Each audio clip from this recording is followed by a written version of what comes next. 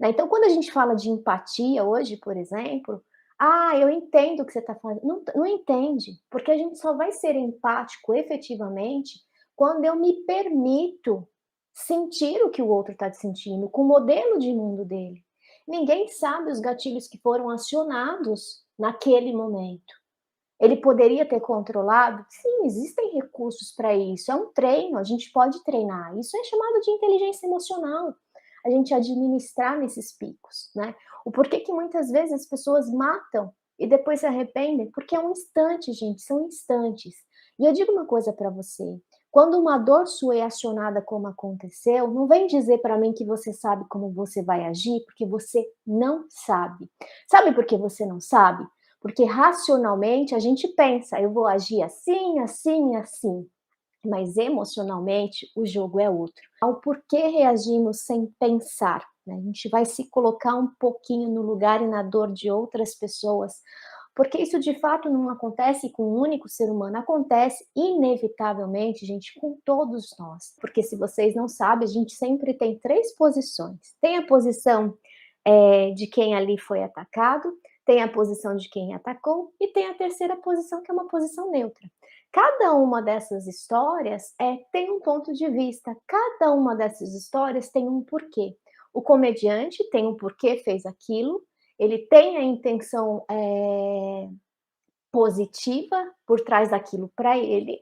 O Will Smith também teve a intenção positiva para ele tem uma posição relacionada àquilo, foi ativada uma dor nele, e nós, telespectadores que presenciamos o que aconteceu, a gente tem uma posição neutra, né. Nada dali estava envolvendo sobre nós, o que não me dá o direito de julgar nenhuma das partes.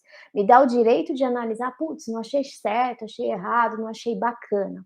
O comportamento. Você pode não ter achado bacana a atitude do humorista, do comediante, afinal de contas, ele não fez uma piada sobre algo generalizado que deveria ser as piadas, e mesmo assim eu ainda acho que a gente precisa olhar para a dor das pessoas antes de fazer piadas sobre essas situações mais específicas.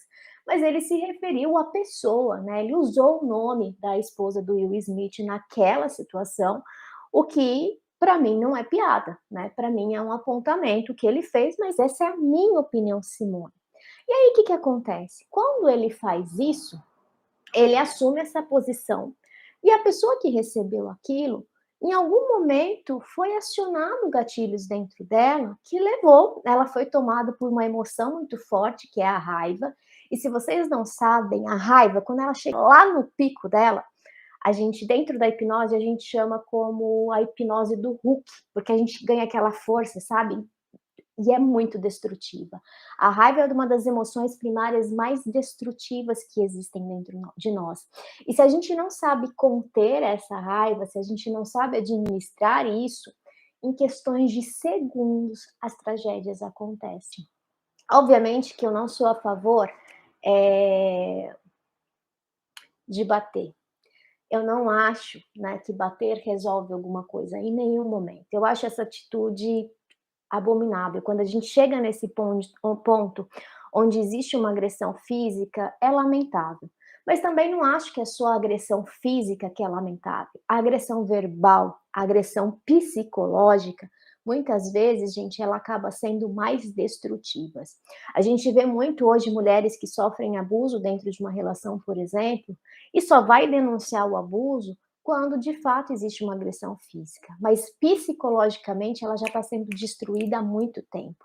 Então essa agressão verbal, essa agressão psicológica que fere com as nossas emoções, elas acabam sendo extremamente grave e poucas pessoas olham e falam sobre isso. A gente sabe, racionalmente que se você for assaltado, por exemplo, a parte lógica é você não reagir, porque você pode tomar um tiro no meio da testa. Mas e naquele momento da emoção do assalto? Será que você não vai reagir? Eu lembro até hoje, há muito tempo atrás, minha irmã trabalhava num jornal local aqui, e ela ia trabalhar a pé e ela tinha aquelas bolsas, bagzinhas assim que fica embaixo do braço, sabe, que segura, e ela estava andando e veio um menino e puxou a bolsa dela para roubar e a reação dela foi dar uma cotovelada. O menino acabou caindo da bicicleta e fugiu, né, assustado. Ela talvez tenha dado sorte ali, mas entende? racionalmente eu sei que eu não poderia reagir.